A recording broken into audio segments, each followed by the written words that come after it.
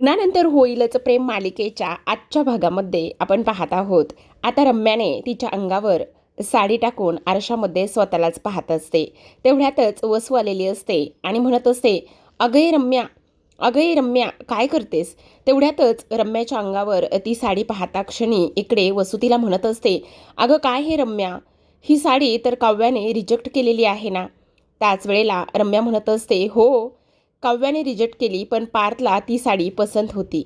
ज्या ज्या गोष्टी पार्थला आवडायच्या त्या गोष्टी माझ्याच होत्या आणि ही साडी तुला माहिती आहे पार्थला आवडली होती, त्यामुळे ही साडी मी ठेवून घेतली.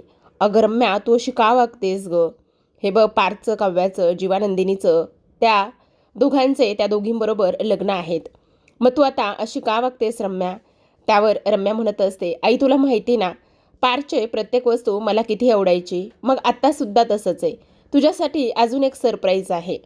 तेव्हा वसू म्हणते, आणखी माझ्यासाठी काय सरप्राईज आहे? तेव्हा रम्या धावतच कपाटाकडे जाते आणि कपाटामध्ये ठेवलेली पांढऱ्या रंगाची साडी बाहेर काढते, जी की तिने त्याच साड्या सिलेक्शनमध्ये सिलेक्ट केली होती आणि गुपचूपच दोन्ही साड्या खोलीमध्ये घेऊन आली होती.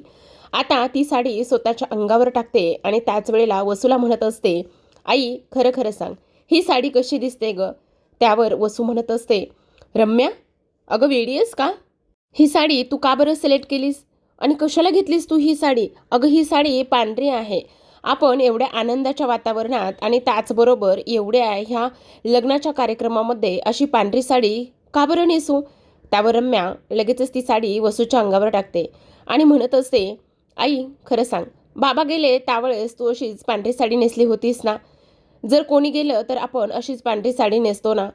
त्यावर वसू म्हणत असते, रम्या, ए बाई, मला तुझं ना हे वागणं अजिबातच पटत नाही. तू अशी का वागतेस? तू ही पांढरी साडी का आणि कोणासाठी घेतलीस? हे बघ, घरामध्ये लग्न आहे. त्यावर रम्या म्हणत असते, होय घरामध्ये लग्नच आहे. बघ ना, माझ्या अंगावर टाकली ही पांढरी साडी तर कशी दिसते ग? ए रम्या, नको ग असं वागूस. का करतेस अशी तू हे? प्लीज रम्या. त्यावर रम्या म्हणत असते, आई मला कळतंय, घरात लग्न तर आहेच ना ग, मग कधी, केव्हा, कुठे, कसं काय होईल हे कोणी ना सांगू शकतं. त्यावर वसू म्हणत असते, बाई रम्या, मला ना तुझं हे वागणं काही केल्या पटतच नाही. तू अशी का वागतेस ना ते सुद्धा मला काही कळत नाही. इकडे दुसऱ्या बाजूला आपण पाहतो की काव्या आणि त्याचसोबत नंदिनी गणपती बाप्पाच्या मूर्तीसमोर उभ्या असतात आणि दोघी एकमेकींना म्हणत असतात, खरंच आजचा दिवस किती छान होता. त्यावर काव्या म्हणत असते, आज आपण आपल्या लग्नाचा बस्ता आपल्या होणाऱ्या जोडीदारांसोबत इथे खरेदी केला आहे आणि अगदी त्यांच्या चॉईसनुसार आणि त्यांच्या पसंतीनुसारच आपल्याला जे हवंय ते सुद्धा आपण घेतलेलं आहे. खरंच किती छान वाटतंय ना? तेव्हा काव्या म्हणत असते, खरं तर हा बस्ता आणखी पहिल्या वेळेस सुद्धा बांधून झाला होता. पहिल्या वेळेस सुद्धा हा बस्ता बांधला होता, पण त्यावेळेस मात्र अशी मजा अजिबातच आली नव्हती. त्यावरती म्हणत असते, हो, कारण त्यावेळेस हे दोघे नव्हते ना. असं म्हणून दोघे एकमेकींना साईड हग मिठी मारत असतात. तेवढ्यातच तिथे रम्या येते. रम्या अक्षरशः त्यांच्या एवढी जवळ क्लोजअपमध्ये उभी असते की काही विचारूच नका. अक्षरशः त्या दोघीही खूप घाबरतात. त्यावर काव्या आणि नंदिनी तिला ओरडतात आणि म्हणतात, रम्या, काय चाललंय तुझं? तू डोक्यावर पडलीस का? अशी कशी वागू शकतेस ग तू? अगं किती घाबरलो आम्ही, तुला तरी कळतंय का? त्याच वेळेला ती म्हणत असते, हो मला नाही कळतंय, पण अगं असं काय करताय? तुम्हाला एवढं घाबरण्याचं काय झालेलं आहे? अगं हो, पण तू अशी अचानकच आलीस ना, त्यामुळे आम्ही घाबरलो ना जरा. त्याच वेळेला रम्या म्हणत असते, हो ते सगळं काही मला कळतंय, पण अगं तुमच्यासाठीच मी इकडे तुमच्याकडे आलेले आहे. का, कशासाठी आलीस आमच्याकडे? बोल ना, काय झाले? त्यावरती म्हणत असते, अगं तुमचे बघ ना आता, म्हणजे तुमच्या चेहरे किती डल झालेत. तुमच्या चेहऱ्यावरचा सगळा जो काही ग्लो आहे ना, तो पूर्ण ग्लो निघून गेलाय. म्हणजे खरं तर तसं पाहायला गेलं तर पार्थाने इकडे जीवाचा ग्लो तुमच्या चेहऱ्यावर पूर्ण चढला आहे, पण अशी दगदग आणि ह्या सर्व गोष्टी तुमच्या चेहऱ्यावर त्या स्पष्टपणे दिसून येतात. त्यामुळे मी विचार केला की तुम्हाला मस्त माझ्याकडे फेस मास्क आहे ते मी लावून देते, म्हणजे खूपच छान आहे, त्याचा इफेक्ट खूप छान आहे.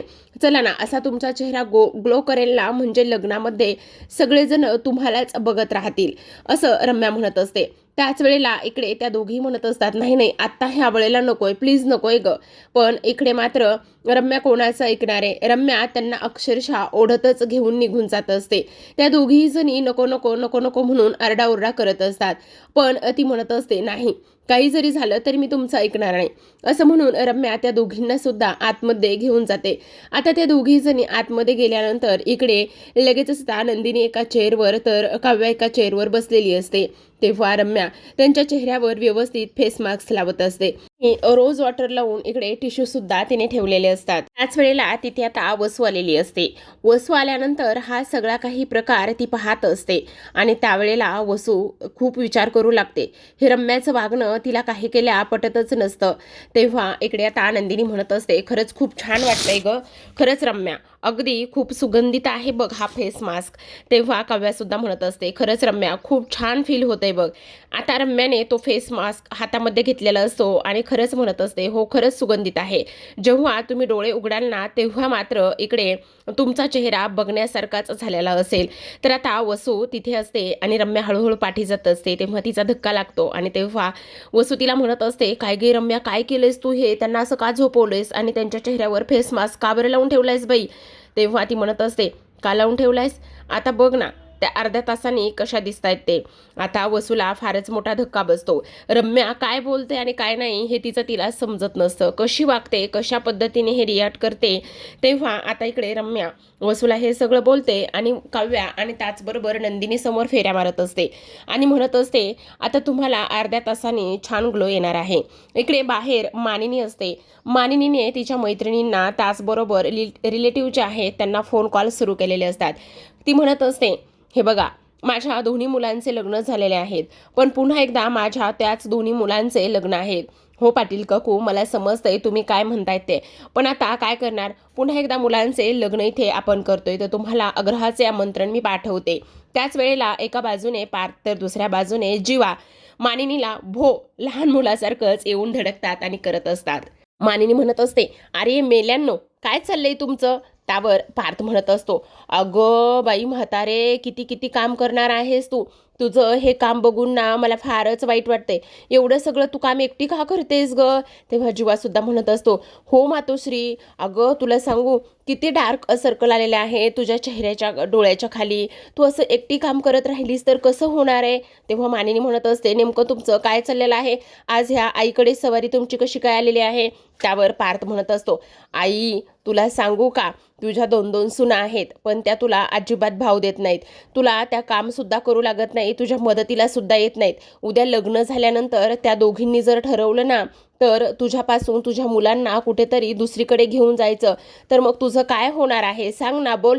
त्यावर इकडे आता मानिनी म्हणत असते, काय बोलताय तुम्ही हे असं, हे बघा गप्प बसा, माझ्या सुना असं काही एक करणार नाही येतं, गप्प बसा रे मेल्यांनो. असं म्हणूनच मानिनी आता जीवाला आणि त्याचबरोबर पार्थ दोघांनाही फटाके मारत असते, चांगलंच धोपटत असते. पण हे दोघं थोडी ना गप्प बसतायत. आज त्या दोघांनीही मानिनीला सतवायचं आहे असंच ठरवलेलं असतं. आता पार्थ मुद्दामच इकडे मानिनीला म्हणत असतो, तुला सांगू का, काव्या तर ना अजिबात इथे काम करत नाहीयेत आणि त्यांनी हेही सांगितलेलं आहे की कोणीही आईंना मदत नाही करायची, त्यांचं त्यांनाच ते काम करू द्यायचं. तेवढ्यातच बाहेर आता पत्रिका घेऊन एक माणूस आलेला असतो आणि तो म्हणत असतो, देशमुखांचं घर हेच का, इथे लग्नाच्या पत्रिका आलेल्या आहेत. त्याच वेळेला जीवा धावतच जातो आणि म्हणत असतो, पत्रिका आल्या, पत्रिका आल्या. आता जीवा धावतच गेल्यानंतर तिथेच आलेले असतात ते म्हणजेच की धनंजय मोहिते. आता धनंजय मोहिते आल्याबरोबर इकडे जीवा म्हणत असतो, अरे वा, सासरे बुवा सुद्धा आलेले आहेत. तेवढ्यातच आता तो त्या माणसाकडून पत्रिका घेत असतो आणि त्याला बिल पे करायचं असतं आणि तेवढ्यात मानिनी सुद्धा तिथे येते. आता धनंजय ते पैसे देत असतो. तेव्हा पार्थ आणि जीवा म्हणत असतात, नाही नाही नाही, तुम्ही कशाला पैसे देताय, नको नको, माझे मी पैसे देतो. त्यावर ते म्हणत असतात, अरे असं काय करताय, लग्नाच्या अगोदर सासऱ्याला जेवढं पिडता येईल तेवढं पिडून घ्या तुम्ही आणि मी पैसे देतो ना, देऊ देत मला पैसे, असं म्हणून धनंजय त्या माणसाला पैसे द्यायला जातात. तेवढ्यातच मानिनी म्हणत असते, हो आत्ताच हे मला मुलींबद्दल तुमच्या मुलींबद्दल भडकावत होते. तेवढ्यात वसू तिथे येते आणि वसू म्हणत असते, अरे जीवा आणि पार्थ बघा ना, त्या रम्याने काव्या आणि नंदिनीच्या चेहऱ्याला फेस मास्क लावलाय आणि त्यांना झोपवलंय, चला ना पटकन. तेवढ्यातच ते दोघेही जण धावतच काव्या आणि नंदिनीकडे जातात. जीवा लगेचच नंदिनीचा चेहरा दोन्ही हातात पकडतो आणि म्हणत असतो, नंदिनी तू ठीक आहेस ना. त्याच वेळेला इकडे पार्थ सुद्धा म्हणत असतो, काय झालं काव्या, तुम्ही ठीक आहात ना, तुमच्या चेहऱ्याला काही झालं तर नाही ना. त्यावर काव्या म्हणत असते, असं काय करताय पार्थ, मी ठीक आहे, मला काही नाही झालेलं.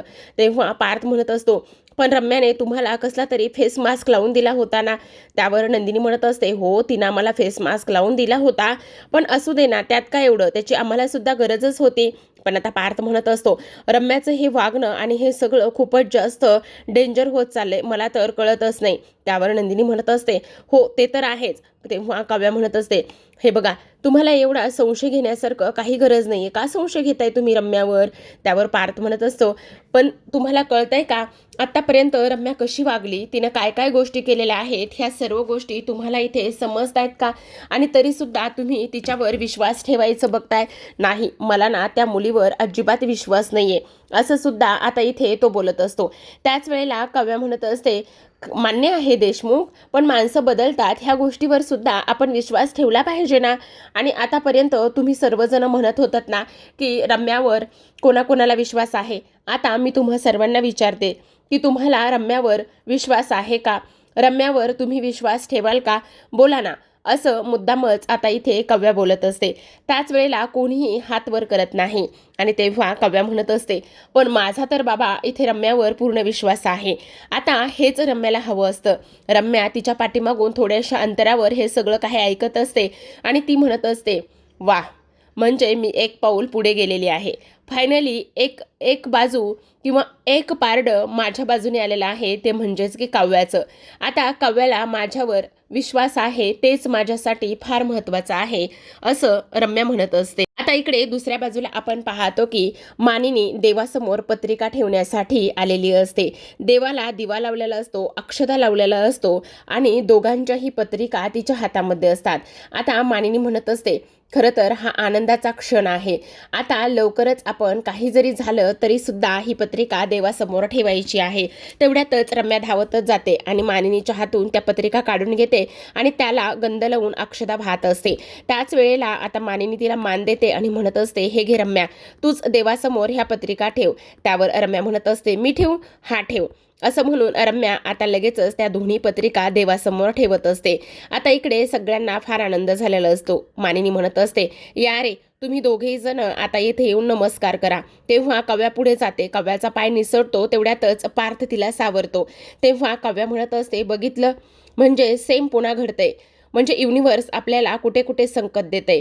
त्यावर पार्थ म्हणत असतो, गेल्या 8 महिन्यापूर्वी सुद्धा सेम ह्याच पद्धतीने झालं होतं, तेव्हा आपल्याला समजलं नाही, पण आता सुद्धा आज सेम त्याच पद्धतीने तुमचा तोल गेला आणि मी तुम्हाला सावरले. असं म्हणून आता इकडे जीवानंदिनी आणि त्याचबरोबर पार्थ आणि काव्या चौघेही जण पुढे येतात आणि चौघेही जण पुढे आल्यानंतर देवाला नमस्कार करतात आणि हे लग्न निर्विघ्नपणे पार पडावं अशी देवाकडे प्रार्थना करत असतात. त्याच वेळेला आता इकडे नंदिनी सुद्धा म्हणत असते, हे देवा परमेश्वरा, आता तुझ्यासमोर आमच्या ह्या लग्नाची पत्रिका ठेवलेली आहे.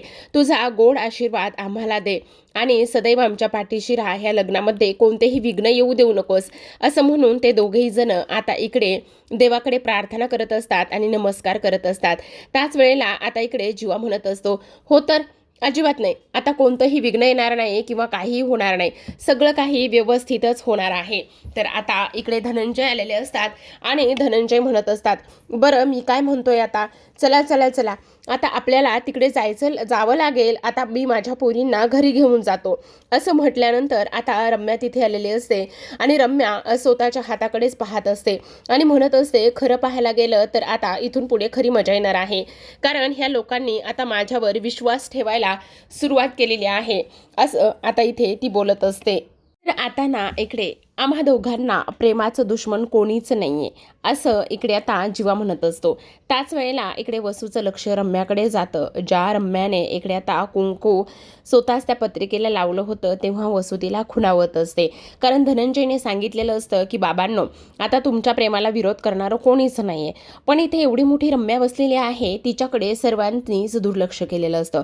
दुसऱ्या बाजूला संध्याकाळ झालेली असते. आता मोहितेंकडे ह्या दोघी जणी पोहोचलेल्या असतात, कारण आता लगेचच मेहंदी, संगीत आणि त्याचबरोबर हळद ह्या सगळ्या गोष्टी इथे होणार असतात आणि त्यामुळेच ह्या दोघीजणी मोहितेंकडे जाऊन पोहोचलेल्या असतात.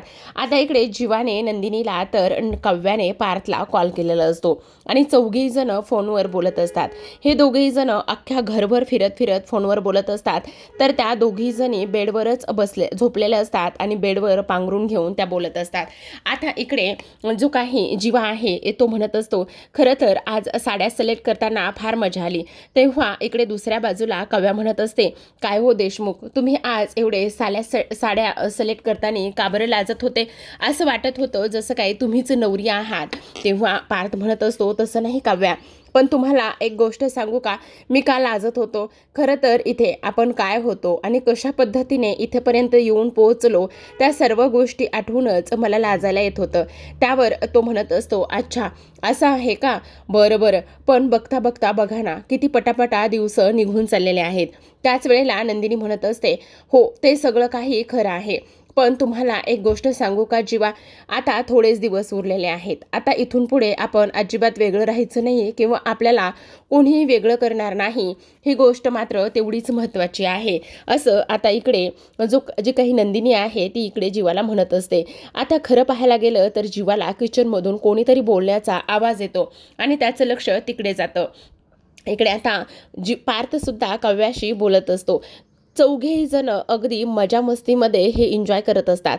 आता खरं तर जीवा म्हणत असतो, बघितलंस नंदिनी, एवढे दिवस आपण घरामध्येच होतो, पण आता आपल्याला असं बोलावं लागतंय फोनवरती, कारण तू तिकडे गेलेली आहेस ना म्हणून. तर इकडे पार्थसुद्धा म्हणत असतो, हो, कारण राहिलेले दिवससुद्धा आपल्याला एन्जॉय करायचे आहेत. आता उद्या आतापर्यंत मी मार्करने तुझ्या हातावर नाव लिहित होतो, पण उद्या फायनली माझ्या नावाची मेहंदी तुझ्या हातावर येणार आहे आणि त्या मेहंदीमध्ये जीवांडनी असं नावसुद्धा तू लिहिणार आहेस की नाही? त्यावर पार्थ म्हणत असतो, काव्या, मग आता उद्या तुम्ही माझ्या नावाची मेहंदी तुमच्या हातावर लिहिणार आहेत. मग आता त्या मेहंदीचा रंग तुमच्या हातावर आणि माझ्या प्रेमाचा रंग तुमच्या मेहंदीतून दिसून येणारच आहे ना? असं सुद्धा आता इकडे ते दोघं एकमेकांना बोलत असतात.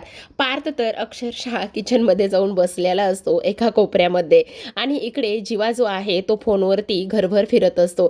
आता इकडे ह्या दोघांचे एकमेकांना आवाज जातात, तर इकडे आता काव्या आणि नंदिनीचा दोघींना एकमेकींना आवाज जात असतो. काव्या उठून बसते आणि म्हणत असते, अगं ये ताई, काय बोलतेस, जरा हळूहळू बोल ना, तू माझ्यासमोर बोलतेस हे सर्व काही. त्यावर लगेच आता इकडे नंदिनी म्हणत असते, अगं हो, तू सुद्धा माझ्यासमोरच बोलतेस ना. आणि चित्रविचित्र आवाज काढून ही लोक बोलत असतात. त्याच वेळेला आता पार्थ म्हणत असतो, कोण आवाज काढतंय तिकडे असला? तेव्हा जीवा त्याच्या जवळ जाऊन बोलतो आणि म्हणत असतो, अरे वांग्या, मी आहे इथे, माझा आवाज येतोय आणि माझ्यासमोर काय चाललंय तुझं हे?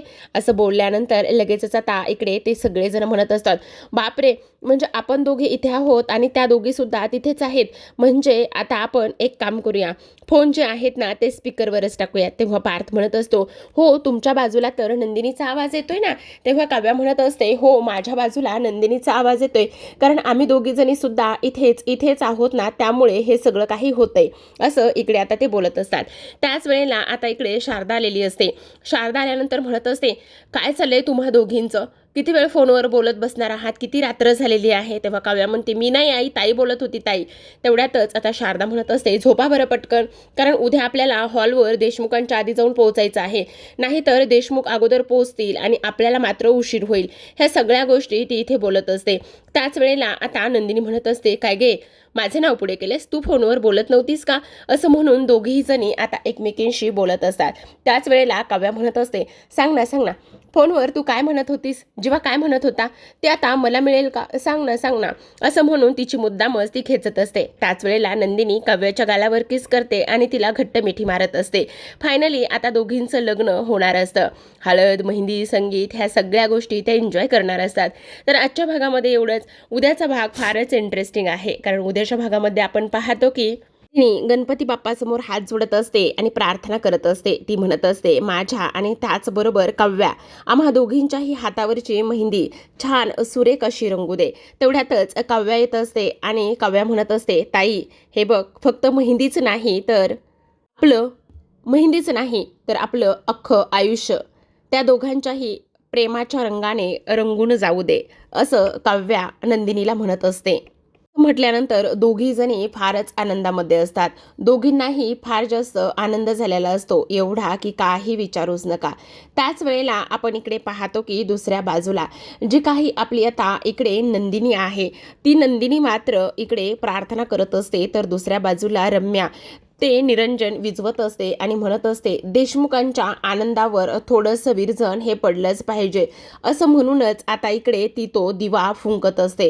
त्याच वेळेला आपण पाहतो की इकडे आता वसू हे सगळं काही पाहतच असते, तर तिला समजवायचं असतं की अगं तू काय करतेस, हा वेडापणा करू नकोस, असं सुद्धा आता इकडे तिचं म्हणणं असतं. तर आता प्रेक्षकांनो, एक जबरदस्त असा नुकताच प्रोमो रिलीज झाला आहे आणि तो प्रोमो आहे इकडे जीवानंदिनी आणि त्याचबरोबर काव्या पार्थ यांचं प्री वेडिंग शूटचा. कारण खूपच सुंदर असं ह्यांनी इकडे तयार झालेले असतात. खूप सुंदर अशी थीम ठेवलेली असते. फुरक्या मारतच इकडे आता जीवा आणि नंदिनी चहा एन्जॉय करत असतात. त्याचबरोबर काव्याने सुद्धा एक पार्थसाठी खूपच सुंदर असा बुके आणलेला असतो आणि त्यांचं प्री वेडिंग शूटचं हा जो काही धमाका येणार आहे, तो धमाका सुद्धा आपल्याला लवकरच पाहायला मिळणार आहे. तर पाहत रहा लग्नानंतर होईलच प्रेम.